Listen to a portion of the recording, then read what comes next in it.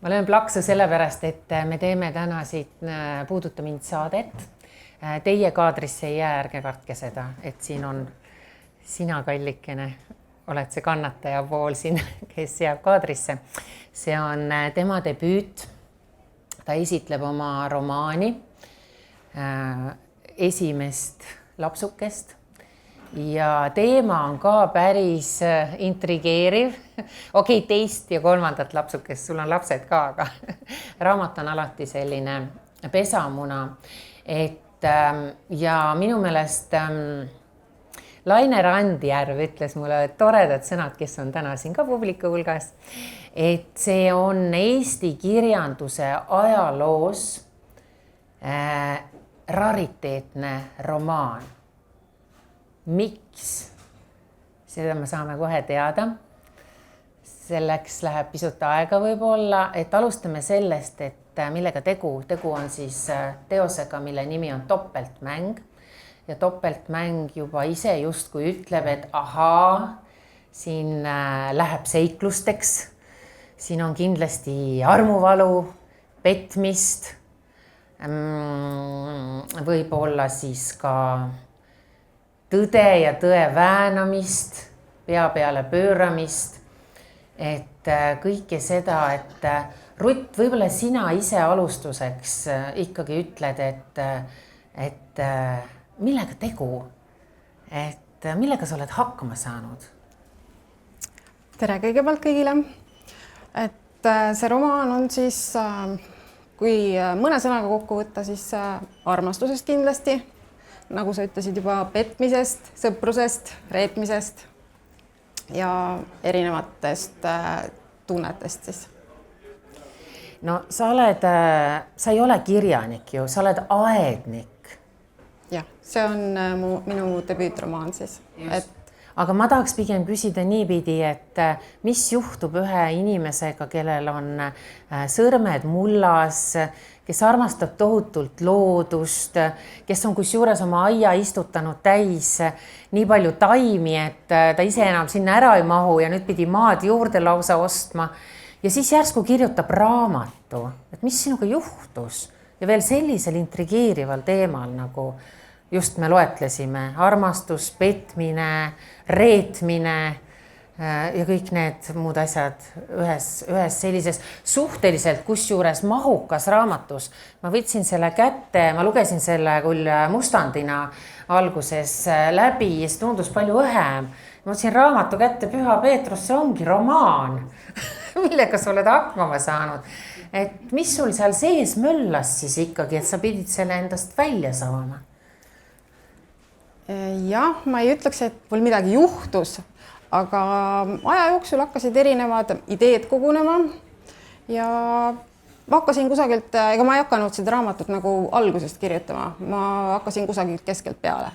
Et kust inspiratsioon ja idee jooksis, sealt kirjutasingi. Ja ütleme nii, et see lugu hakkas mu peas nagu oma elu elama.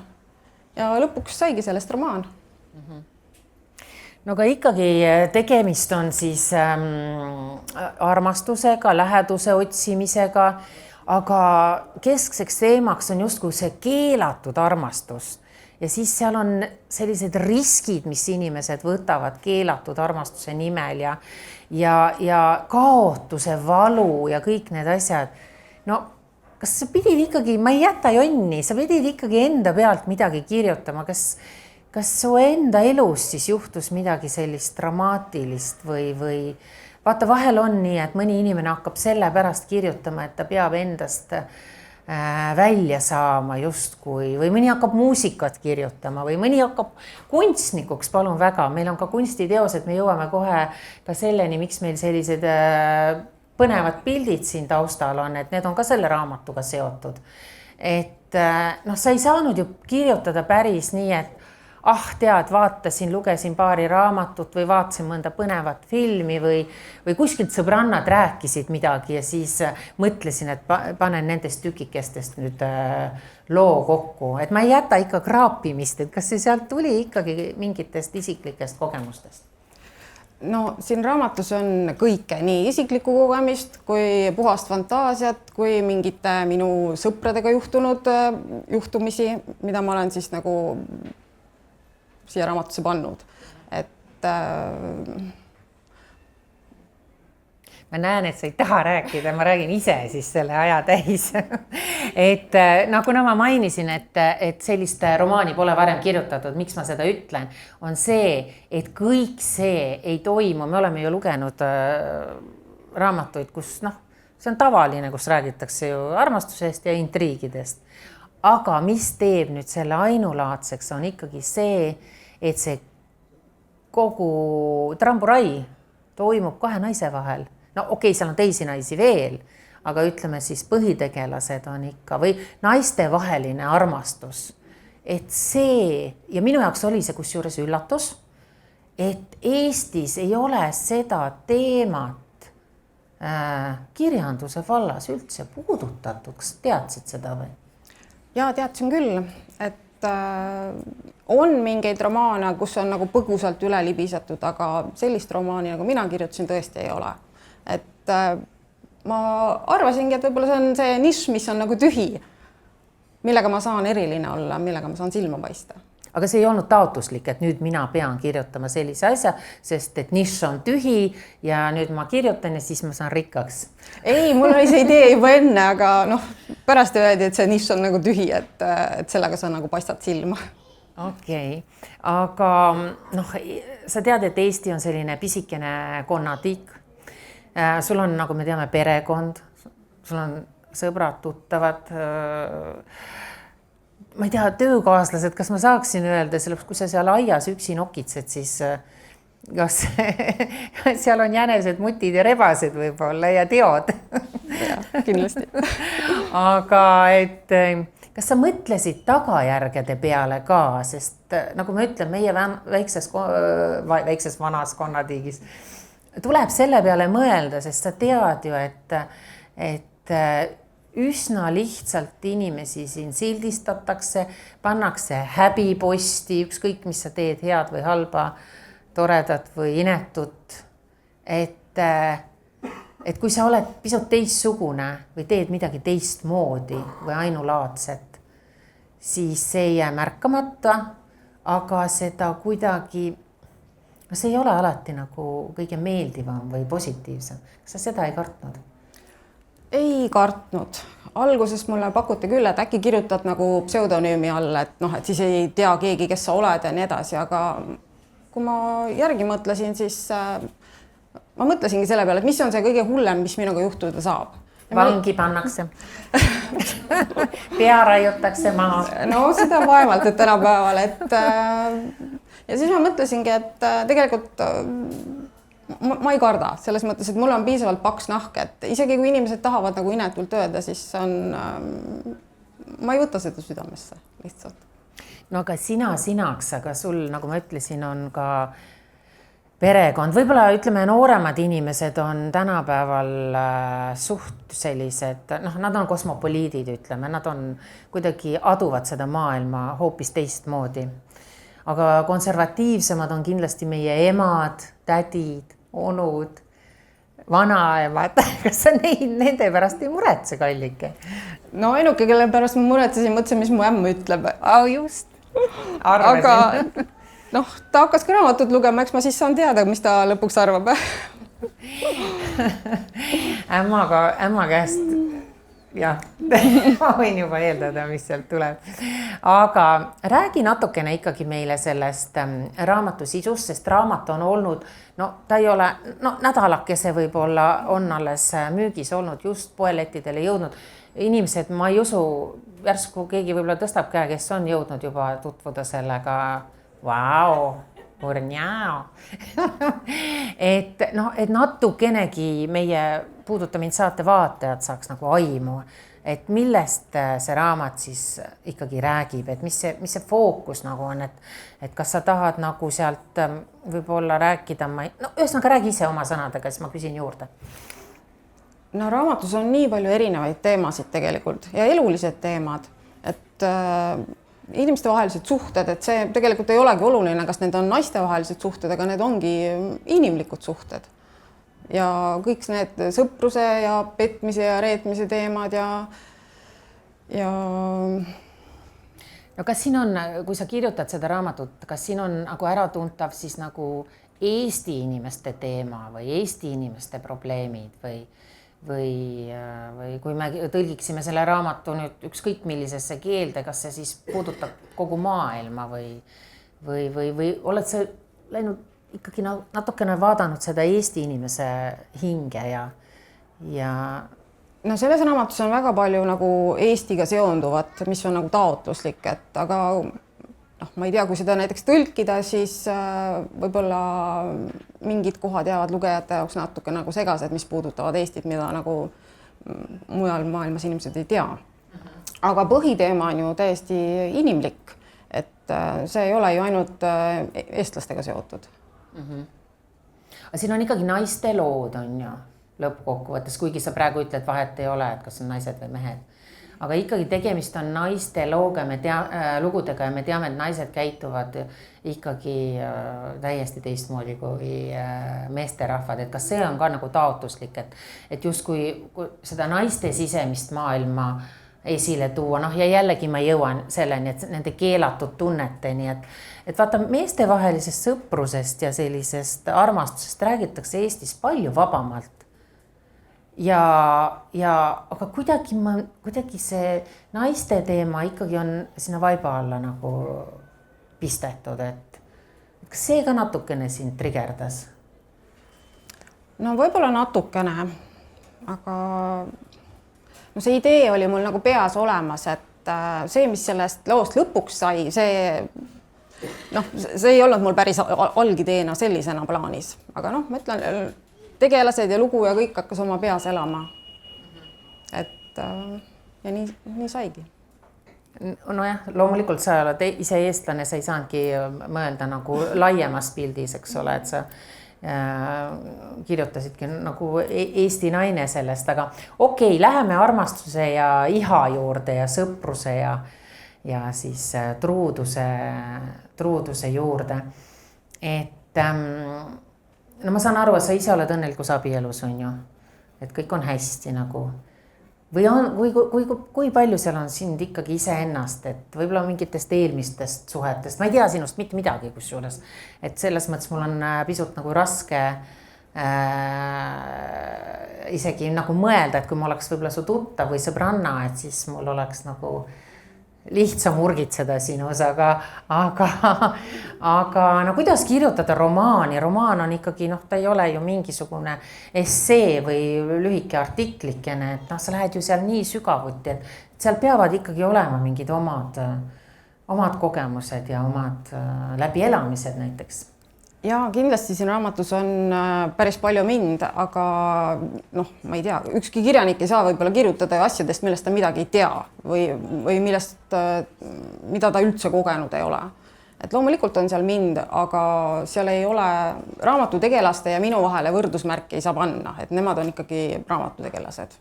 Et nemad on nagu minu fantaasiapili looming. Nii, aga lähme siis sisulisemaks selles mõttes, et kui me räägime reetmisest näiteks, räägi mingitest oma kogemustest, kuidas sind on elus kõige hullemini ja valusamalt reedetud näiteks? Ja mida sellisel puhul teha? Laienda seda teemat natukene, et oleks põnev, et ma tahaksin seda raamatut lugeda. Sest reetmise teema on, see ei ole ainult mees, naine, sõbraga, et see on nagu laiem teema. No sa küsid nagu reetmise ja petmise kohta siis. Just. Et see on väga selline, kõigil meil on selliseid kogemusi ju. Ma arvan, et ühelgi täiskasvanud inimesel ei puudu kogemus, kui teda on petetud või reedetud. Ja millised emotsioonid sellega siis nagu kaasnevad. Ja siis ma olen need oma eelnevad kogemused kõik raamatusse pannud. Et oma nendele tegelastele nii-öelda külge pookinud nii-öelda. no jaa, aga kui sa kirjutad sellise raamatu, siis kas sa ei karda, et nüüd sinu tuttavad, noh, ma mõtlen, et prototüübid on ju võetud päris elust, et kas siis keegi võib ennast ära tunda järsku ja siis solvuda ja siis on kohtu-case? Nagu raamatu alguses on kohe kirjutatud, et topeltmäng on välja mõeldud lugu, et kui keegi siit ennastki ära tunneb, et siis jah, ma olen küll kasutanud prototüüpe, et see on täiesti õigem, aga need prototüübid ei ole üks-ühele nagu päriseluga. Et ikkagi minu see kirjanduslik fantaasia on nagu kõikide prototüüpide juures, et ta ei saa nüüd, keegi ei saa ennast niimoodi puudutatuna tunda, et mis sa nüüd tegid minuga.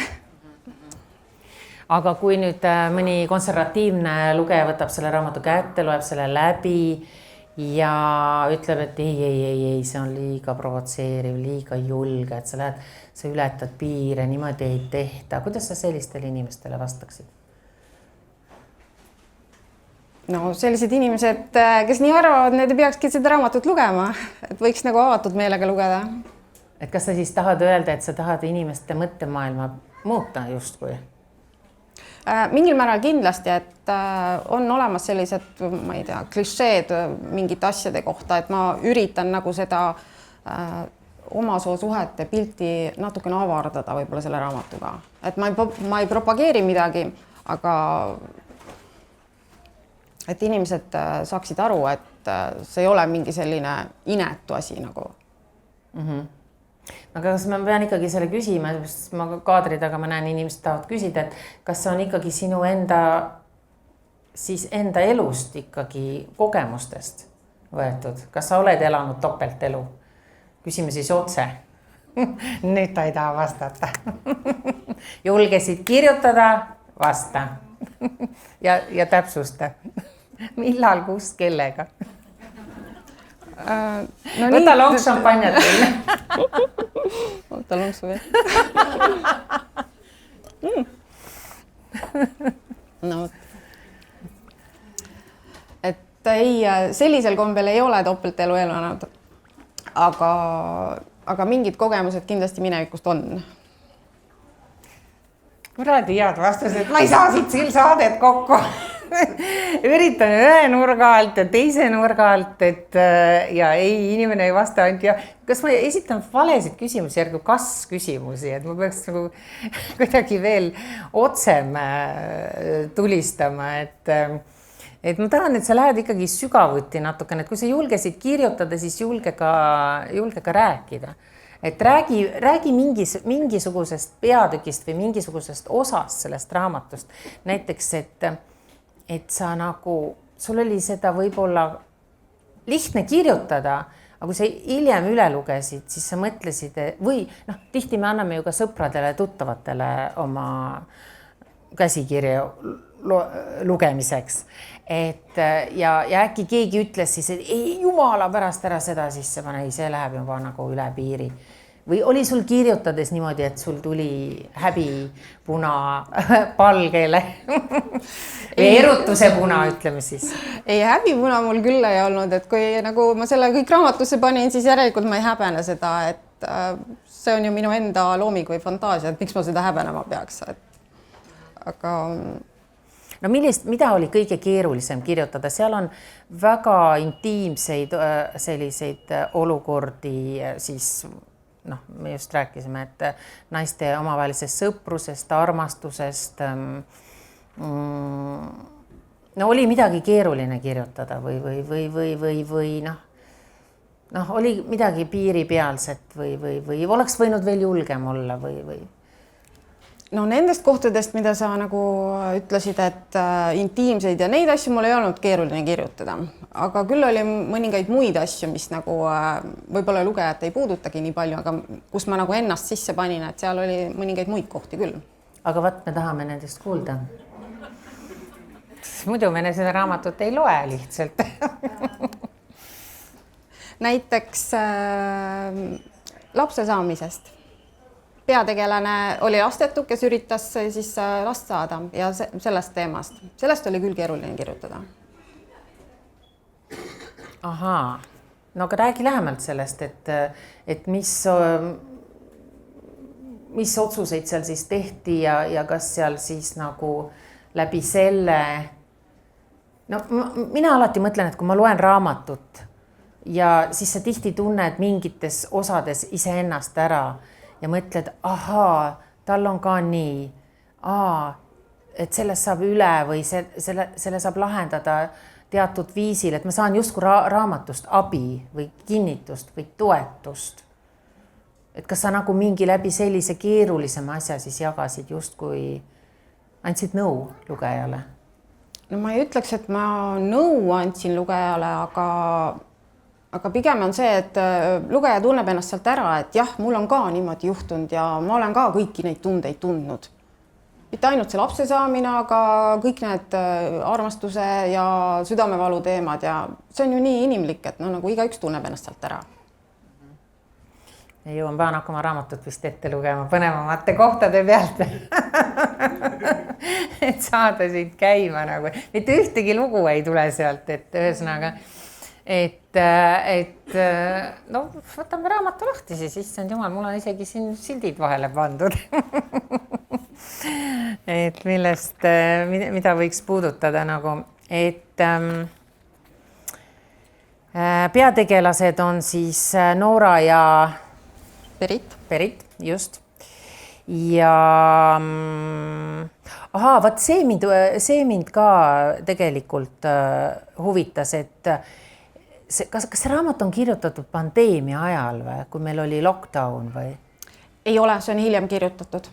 Sest kuidagi jäi selline mulje ka, et et nüüd pole midagi teha ja jube igav on ja siis ma nagu võtan oma elukese tükkideks, aga see tuli nagu hiljem siis. See tuli hiljem jah, sellepärast, et ma tahtsin selle, kuna siin raamat on jagatud 3 osaks nagu aastaarvude kaupa ja ma kirjutasin selle koroonapandeemiaga sinna sisse, et siis jah, ma kirjutasin ikkagi hiljem. Okei, aga siin on nüüd, räägime siis konkreetsest asjast, et siin on siis ikkagi räägitud peategelastest, kes üks on siis, no ma ei saa öelda, kas ta on nüüd õnnelikus kooselus siis või abielus. Ja, no ikka oli ikka, alguses oli kõik hästi. Ja, ikka. Nii, ja siis ühel hetkel läks halvasti siis, kui ta sai teada, et tema kaasa on biseksuaalne. Ja siis, kui seda olukorda hakatakse lahendama, et kui sina oskad nõu anda näiteks, mina olen tihti peale mõelnud, et kui mitte ainult niipidi, et kui ma peaksin järsku mingi meesterahvaga koos elama ja ühel päeval selgub, et talle meeldivad ka teised mehed, et kuidas sellises olukorras käituda või ma mõtlen tihti, et mida mees teeb, tahtsin öelda äärepealt vaene mees teeb, aga nii ei tohi öelda, kõik on hästi, kõik on normaalne, et mida mees või mida tema võib tunda sel hetkel, kui naine ühel hetkel teatab, aga mulle meeldivad, ma olen armunud oma sõbrannasse. Et kas sa, ma ei ole kogu raamatut ma ei jõudnud läbi lugeda, ma lugesin ta nagu lõikude kaupa, on ju, et ma võin millegiga siin täiesti ka puusse panna, aga kuidas sellises olukorras käituda üldse? Anna inimestele nõu, sest siin ikkagi abikaasa läks täitsa hulluks ju. See ikkagi sõltub sellest, milline kokkulepe sul on oma kaaslasega, kas see on konkreetselt siin Noora ja Hendriku vahel, kes on peategelased, siis neil oli see omavaheline kokkulepe. Kas see oli kohe alguses? Jah, see oli kohe alguses, aga kuna Nooral ei juhtunud mitte midagi, selles mõttes, et kogu see 10 aastat, mis nad koos olid olnud, ei olnud ühtegi kõrvalsuhet, ei olnud ühtegi armukast. Et nagu eesti keele öeldes nad elasid normaalset elu. Jah, just, et siis tuli isegi nii-öelda puuga pähe saamine sellele mehele. Et tema oli juba arvestanud, et seda teemat nagu ei olegi. Nii, aga mis sa nüüd arvad, et kuidas see, mis situatsioonis vahet pole, kas see just juhtub nüüd mehega või naisega, eks ole? Et ärme tee siin vahet. kuidas siis sellises nagu olukorras nagu käituda, pane ennast sellesse olukorda praegu, kui su mees teatab, aga vabandust väga, et naabri Vello on mulle kogu aeg meeldinud, aga nüüd ma sain alles sellest aru, me oleme 10 aastat olnud suurepärases abielus, kooselus ja tegelikult, vot nüüd mul käis klõps ära, mida sa teed, ma olen tihtipeale mõelnud, mida sa teed sellises olukorras? No eks see sõltub ikkagi inimesest, et kui tolerantne inimene on, et kas talle sobib selline asi, et kas ta suudab selle teist inimest jagada või on see tema jaoks täiesti välistatud? No selge see, aga see ei ole õpitav ju, me võime siin ju rääkida, et see on täiesti okei ja rahune maha, mine psühholoogi juurde, see aitab ka sul maha rahuneda, minge koos psühholoogi juurde, minge perenõustaja juurde. Ühesõnaga, et ütleme niimoodi, et üks on see raamatuelu, aga teine on see, nagu päris elus öeldakse, et üks osapool ju hakkab mõtlema, et aga äkki see on kuidagi ravitav näiteks. No kas tänapäeval veel keegi niimoodi mõtleb või? Absoluutselt. Oi, kuidas mõeldakse. Kus sa oled tulnud? Sa oledki nii sinisilm.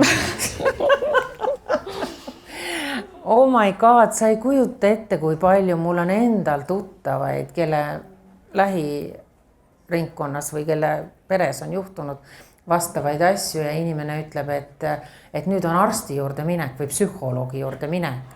Ja siis sa hoiad peast kinni ja mõtled, et oot, et kas sa saad aru nüüd, et siin ei aita tablettide võtmisest, süstist, ma ei tea, sanatooriumil, ma ei tea, mida veel on, mida veel proovitakse. Ja mind paneb praegu imestama see, et sina imestad, et selline asi on olemas. Ei, ma ei imesta selle üle, aga ma imestan nagu selle üle, et keegi nagu tõsiselt veel arvab, et seda saab ravida, see ei ole ju ravitav. Aga palun nüüd vaatame kaamerasse ja mina ütlen, et see osad inimesed päriselt arvavad täiesti mitte mingisugused ämmad, äiad, noh, neid ma veel mõistaksin, eks ole, nad tulevad teisest generatsioonist. Minu vanused ja nooremad, normaalsed täiskasvanud inimesed arvavad, et see on ravitav. Teine õudne aspekt on, mida ma olen täheldanud, on see, et mõeldakse, et noh, kui mõne, no ütleme nüüd, su ämm loeb nüüd selle raamatu läbi, on ju? Nii. Ja siis ta hakkab analüüsima. No võin praegu ainult nagu ette kujutada, kuidas ta analüüsib seda. Ja siis ta mõtleb, et küll sul on ikka raske lapsepõlv olnud. Mida su ema ja isa on küll valesti teinud? Noh, valesti just ma rõhutan. Et see on ikka, see on veel, see tabu märk on asjal küljes. Ja ta tuleb sulle kaasa tundma, ta tuleb vihastama, siis ta tunneb kaasa ja siis ta võib-olla püüab ravida sind kuidagi, et või noh, mitte ravida, aga abi leida. On küll. Ja seda on, et noh, mis ma öelda tahan, et taoliste raamatute puhul see on väga tänuväärne töö, et kuidagi läbi selle, ma annan kindlasti selle raamatu näiteks oma emale lugeda. Et mina ei suudaks talle võib-olla selgitada, kui normaalne kõik see on, mis meie ümber toimub. Et võib-olla läbi raamatu ja läbi teise inimese sõnade jõuab see kohale. Aga raamatus on ju kõik nagu kirjas, et ma üritangi näidata seda nagu normaalset igapäevaelu, et kõik need inimesed on meie ümber, et meie kõigi tutvusringkonnas on selliseid inimesi, isegi kui me ei tea seda, see ei paista kuskilt välja. Ja seni, kuni me seda ei tea, me ei taha seda inimest ravida ju. Me arvame, et ta on jumal normaalne. Ja kui ilmneb see pool, siis me tahame ta ravile saata või? On. Aga Henriku puhul oli ka minu meelest see, et sa jätsid natukene siin otsad lahti lõpuks, et ta nagu justkui rahunes maha ja kõik läks normaalselt ja endiselt edasi. Aga minul jäi küll selline tunne, et tema lõpuni ei saanud aru, noh, mis toimub ja et see tema jäi lõpuni arvama, et see ei ole nagu normaalne. Või sain ma valesti aru, et ta naine on biseksuaalne? No ta ei mõistnud, jah, see raamatu tegelane siin tõesti, ta ei mõistnud seda naiste maailma. Ta ei saanud sellest aru. Aga kuna ta seda naist nii palju armastas, siis ta oli nõus kõik selle alla neelama. Ei, no ta oli kohutavateks kättemaksudeks valmis kõigepealt ja ta oleks, ma ei tea mida, ma isegi imestan, ma ei tea, kas mul jäi võib-olla vahele, et kas ta läks kallale ka vahepeal naisele füüsiliselt või? Ei, seda ta ei teinud. Ma mõtlesin järsku, mul jäi märkamata, aga ta läks ikka päris endast välja ja lõpuni aru ei saanud, et sellised asjad on võimalikud. Et siin jäid nagu justkui otsad lahti selles raamatus lõpus, ütlen ma. No kui selle nurga pealt mõelda, siis võib-olla jah, aga mul ei olnud nagu eesmärk ju näidata Noora ja Hendriku suhet nagu, mis neist nagu edasi sai. Tegelikult see on ju kirjas siin, et see raamat on ikkagi orienteeritud sellele naiste suhtele ja siin ei jäänud ju ühtegi lahtist otsa. No räägime suhetest üldse, et kas sellised topeltmängud, vahet pole, kas on hetero või bi või, et kas sellised topeltmängud nagu meie elus, kas need on tegelikult paratamatus, et see on kõik, nagu sa ise ka ütlesid, et pealtpoolt paistavad kõik normaalsed ja noh, kuidagi elu on ilus ja nii edasi, aga tegelikult see ei ole paratamatus, see on ikkagi inimese enda valik, kuidas ta seda elu elab. Kas ta on oma partneriga aus või ta valetab talle või ta elab seda salaelu või nii-öelda seda topeltelu siis. Või ta julgeb seda tunnistada. No kumb on hullem siis, et kas topeltmäng või see, et sa avastad veel, et on... Kindlasti on see topeltmäng hullem. Selles mõttes, et no kes ikka tahaks, et sind petetakse, mitte keegi ju ei taha seda. Et kui sa selle pärast avastad, siis sul on ikkagi reedetud tunne ju. Kumb sina oled, see Noora või Berit siin raamatus? Ma ei ole kumbki. Ma olen kirjanik. Sa võid öelda, et tükikene minust on mõlemas naisterahvas. Aga sellepärast, et ma võin just jällegi jõuda siia, aga miks sa siis jõudsid just sinna, et sa pidid kirjutama naistevahelisest keelatust tõmbest. Siis oleks võinud ju kirjutada mingitest, kui sa tahad kirjutada sellest topeltmängust, petmisest, armastusest, kirgedest ja nii edasi, eks ole. Siis oleks võinud ju klassikalises heteroromaani stiilis kirjutada ju selle raamatu. Aga taolisi heteroromaane on ju külluses, et see ei ole midagi erilist, sellega ei paista mitte millegagi silma. Sa tahtsid silma torgata, sa oled edev. No iga kirjanik on natuke edev. Et sa ikkagi leidsid selle niši, mis sa alguses ütlesid, või selle augu, millest meil on tühjus siis, millest ei räägita. See oli kõik läbi mõeldud. Jah, kui ma kirjutama hakkasin, siis ma ikkagi teadsin. Okei, no räägime natuke vahelduseks nendest siin taustapiltidest ka, et sa kaasasid nüüd siia ka kunstniku, Katrin. Jah, Katrin Kelpani. Just, ja mis siis nüüd siis, oota, kus sina siin pildi peal oled nüüd?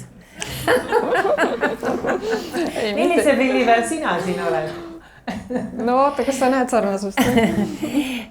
Lihtsalt tahaks öelda seda, et sellist raamatukaant samamoodi, kui võib-olla siis seda sisu, no ma ei tea, kuidas, kas raamatupoodidesse ei öeldud, et sellist raamatut, see ei lähe küll, see siia poodi küll ei sobi, kus lapsed käivad ringi ja... Ei, keegi ei protesteerinud raamatukaane vastu. Okay. Või üldse selle vastu, et selline raamat nüüd meil müüki tuleb, et sellega absoluutselt mitte mingeid probleeme? Ei, siiani ei ole küll mingit probleemi olnud. Millist tagasisidet sa ootad kindlasti nüüd siin meil kriitikud loevad siin seda raamatut ja igasugused muud kirjanduse huvilised, ma ei tea, kas meie kirjandusminister võtab selle raamatu oma saatesse. Ma ootaks eelkõige ausat tagasisidet, et kui inimestele meeldib, siis on väga tore, aga kui see ei ole nende tassike teed, siis ma lepin ka sellega, aga et mis neid puudutas, mis lihtsalt ausat tagasisidet oleks tore saada. Sest kindlasti see ei jää minu viimaseks raamatuks. Et siis ma tean, mida järgmine kord paremini teha. Aha, sa pead veel ühe augu leidma, mis on täitmata Eesti kirjandusmaastikul. Raamatut kirjutades ja veel esmakordselt seda tehes, kui palju sa ikkagi kaasasid, me alguses ka pisut puudutasime seda, et kellel oli nagu sõnaõigus, andsid sa oma kaasale lugeda? Ei, ma sain aru, et tema on ainult pool raamatut läbi lugenud. Ta ei suutnud rohkem lugeda järsku. aga kellele sa andsid, kellele sa julgesid anda seda lugeda? Mõnele sõbrannale, mõnele heale tuttavale või täiesti pool tundmatule inimesele äkki? Minu mustandeid esialgseid luges minu kõige parem sõbranna, kes elab Belgias. Ja meil on temaga nii selliseid pikki telefonikõnesid, tunniajaseid ja rohkem isegi. Ja tema oli minu kõige suurem fänn, eks, et ta utsitas mind takka, et kirjuta, et sellest tuleb nagu äge asi. Et tema motiveeris mind ja ma julgen öelda, et ilma tema selle toe ja motivatsioonikõnedeta ja kõigeta poleks seda raamatut praegu. Julged sa nime ka öelda? Võid eesnime ainult öelda? Jaa, Meret on ta nimi. Et, aga kas kordagi ei olnud sellist momenti, et ta oleks öelnud, kas tema oli ainuke number 1, kes luges nagu selle, kelle arvamus sulle korda läks? Jaa, tema arvamus mulle läheb korda. Aga ei olnud ka mingit sellist kohta, et kuule, et see koht võiks nüüd välja jääda, et see on nagu liiga palju või ebaoluline või nüüd läks liiga heietamiseks või oli selliseid momente ka? Eks ta andis mulle ikka nõu erinevates kohtades, et kuule, et see võiks olla nii või see võiks olla naa, aga mingeid selliseid väikseid asju, mitte see, et kuule, jäta nüüd see välja või ära kirjuta nii julgelt, et seda ta mulle küll ei öelnud, et pigem õhutas takka, et anna aga tuld. Et ole veel nagu julgem. Jah, just. Et ära ole nii tagasi hoida. Et ära mõtle selle peale, mida keegi arvab, et kirjuta lihtsalt, et see, mis sinust tuleb ja kõik. Okei.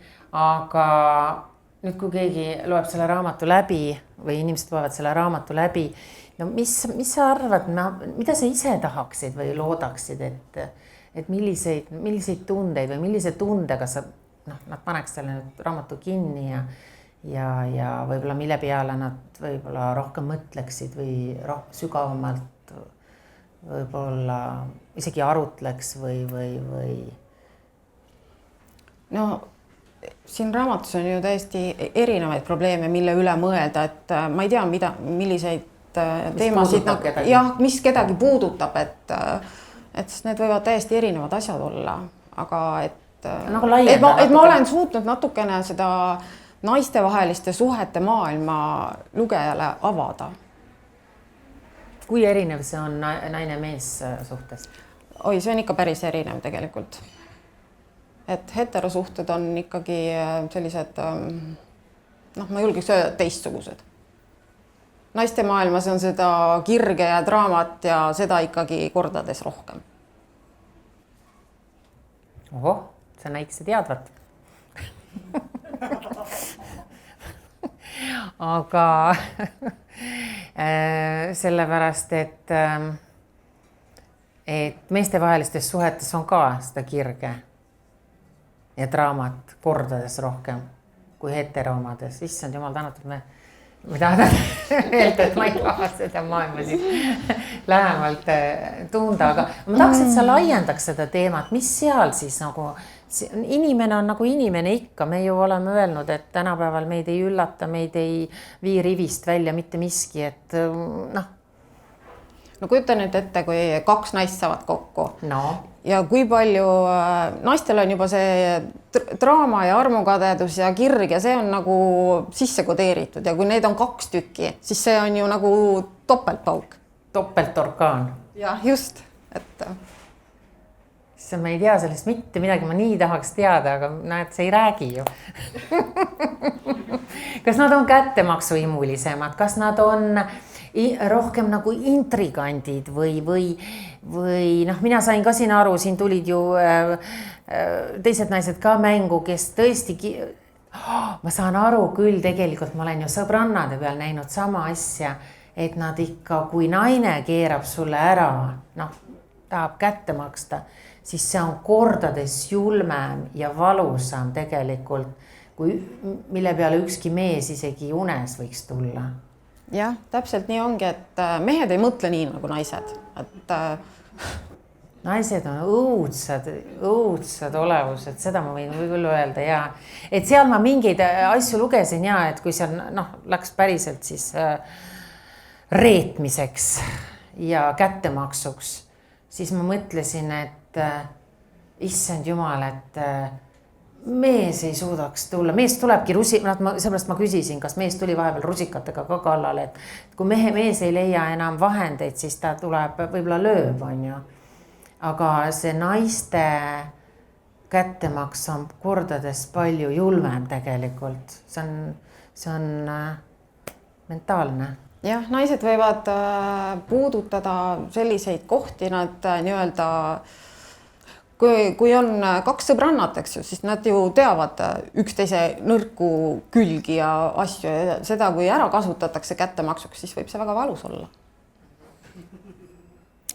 Teate, ma soovitan seda raamatut väga lugeda naistel, sest siis te saate teada, kui õudsad on teie sõbranna. Ausalt.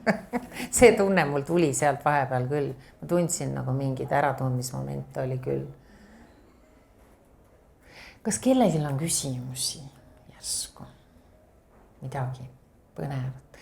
Sest paljudel jäi kõik kindlasti meie jutt segaseks, sest et te ei ole lugenud ju raamatut.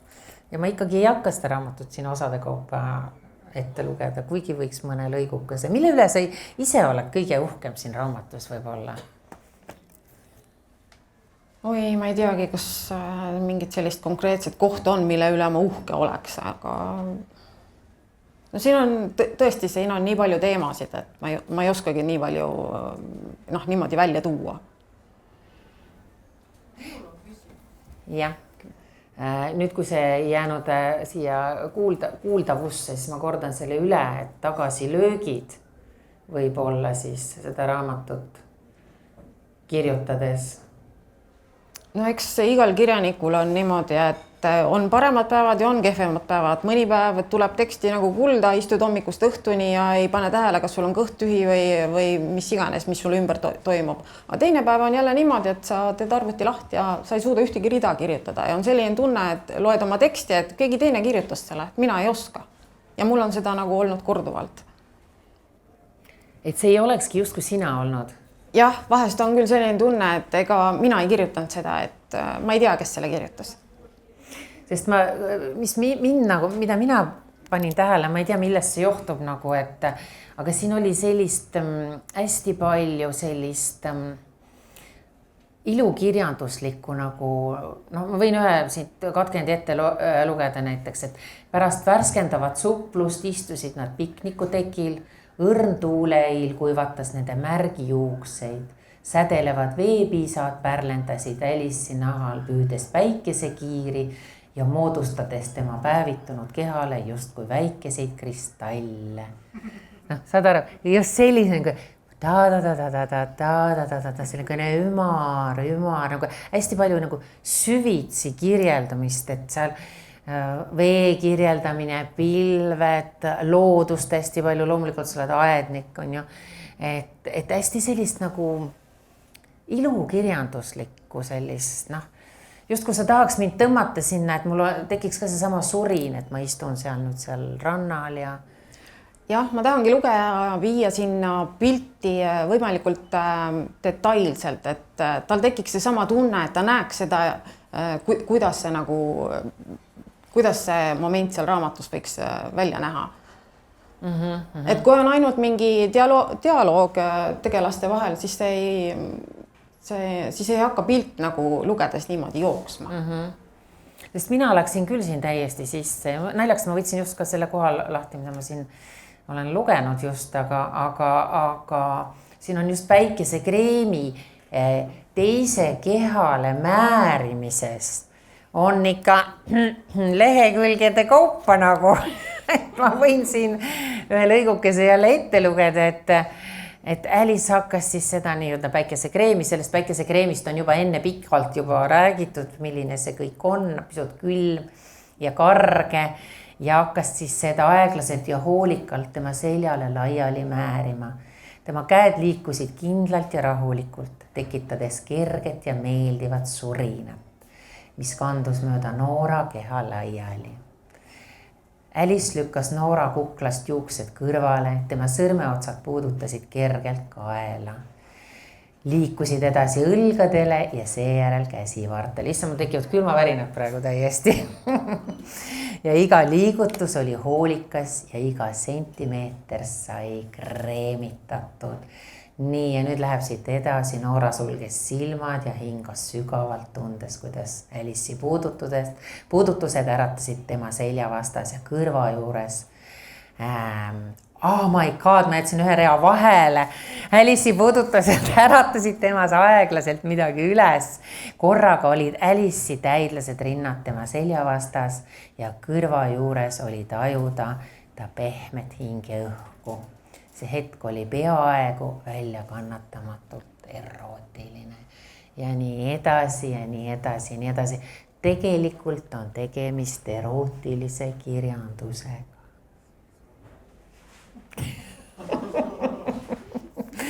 Ja kuna sa ise väga midagi juurde lisada ei taha, siis nii ongi. Igal juhul palju õnne Rutt debüütromaani puhul, julguse puhul ja et tagasiside oleks mänglev ja heatahtlik, aga nagu sa ütlesid, siis enne siin selle jutuajamise algust rääkisime ka pisut, siis ma küsisin, et sa vastasid ise ka muidugi, et mis siis juhtub, et kui mind hukka mõistetakse või mind kiusatakse sellepärast, et vangi ikka ei panda. Aga ikkagi ma pean sind nagu kiitma selle julguse eest. Kas see ikka vaikselt teeb kergelt ärevaks ka, et mis nüüd edasi hakkab saama? No võib-olla natukene, aga ma arvan, et minu elu läheb ikka samas rütmis edasi, nagu ta on siiani läinud, et vaevalt, et selle raamatu pärast nüüd midagi nagu täiesti 180 kraadi pöördub. Et sina ei karda? Ei, mina ei karda, jah. Ja kus selline jultumus ja julgus? Ma olen alati julge olnud. Selge, aga aitäh ja kui teil rohkem küsimusi ei ole, siis meie lööme kokku šampanja klaasi. Palju õnne. Aitäh.